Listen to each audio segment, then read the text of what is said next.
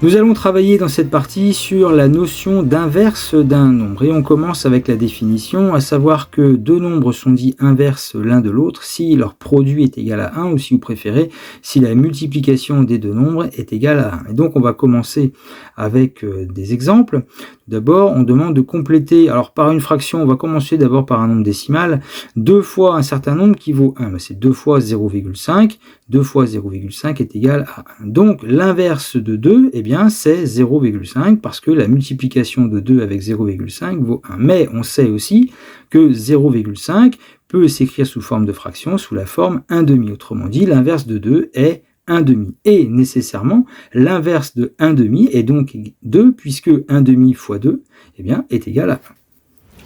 En deuxième exemple, on demande aussi de compléter par une fraction. On va d'abord compléter par un nombre décimal. 10 fois un certain nombre qui vaut 1, 10 fois 0,1, c'est égal à 1. Et 0,1, ça s'écrit aussi, ça se lit aussi 1 dixième.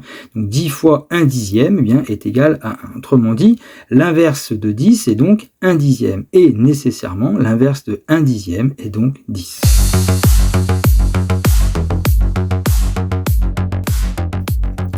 Alors nous poursuivons avec la question suivante, le nombre 0 a-t-il un inverse? Eh bien la réponse est non, puisqu'il faudrait trouver un nombre qui multiplié par 0 donne 1, sauf que 0 fois n'importe quoi, ça fait 0. Autrement dit, l'égalité 0 fois quelque chose qui donnerait 1 est tout simplement impossible, donc le nombre 0 n'a pas d'inverse.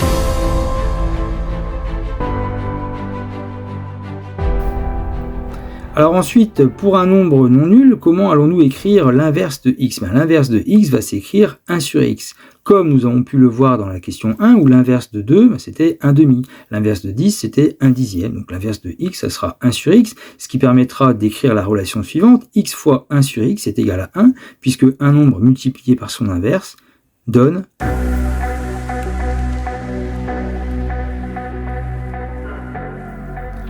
Intéressons-nous maintenant à l'inverse d'une fraction comme la fraction 3/5. Eh bien, son inverse, c'est 5 tiers. Tout simplement parce que lorsqu'on multiplie 3/5 par 5 tiers, alors la règle sur la multiplication des fractions, on fait 3 fois 5, les numérateurs entre eux, ça fait 15. 5 fois 3, les dénominateurs entre eux, 5 fois 3, ça fait 15. Et 15 divisé par 15, ça fait 1.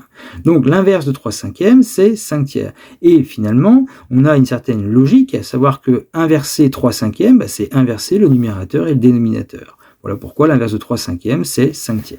Alors ensuite, l'inverse de 1 tiers. Nous avons vu au début l'inverse de 1/2. On avait dit que l'inverse de 1/2 c'était 2, l'inverse de 1 dixième c'était 10. Donc finalement, dans la logique des choses, on dira que l'inverse de 1 tiers c'est 3. Et remarquons, et faisons la multiplication, 3 fois 1 tiers, on fait 3 fois 1, ça fait 3, et 3 divisé par 3, ça fait 1. Donc l'inverse de 1 tiers c'est 3.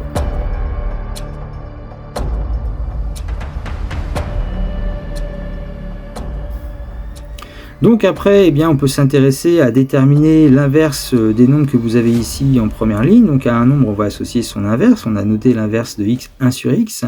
Et ainsi, l'inverse de 2, 1/2, de 3, 1 tiers, de 4, 1 quart, de 5, 1 cinquième, de 8, 1 huitième, de 10, 1 dixième. Et ce qui fait que pour l'inverse de 1/2, c'est 2. C'est 2 parce que l'inverse de 2, c'est 1/2. L'inverse de 1 tiers, c'est 3. L'inverse de 1 quart, c'est 4. Pour 1 cinquième, c'est 5. L'inverse de 1 huitième, c'est 8. L'inverse de 1 dixième, c'est 10. Et l'inverse de 0,01, 0,01, c'est 1 centième. Donc son inverse, c'est 100.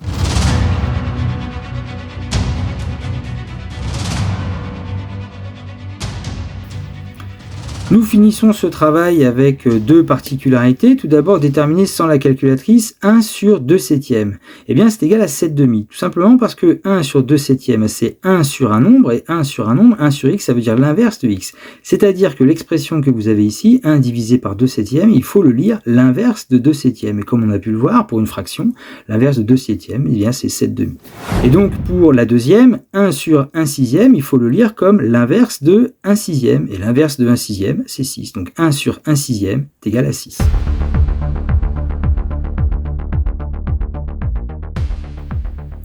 Et enfin, prenons le nombre 6 onzièmes. Quel est l'inverse de son inverse? L'inverse de 6 onzièmes, vous inversez, ça fait 11 sixièmes, et vous réinversez encore. Ça fera donc 6 onzièmes. Donc l'inverse d'un nombre, vous retombez sur le nombre de départ.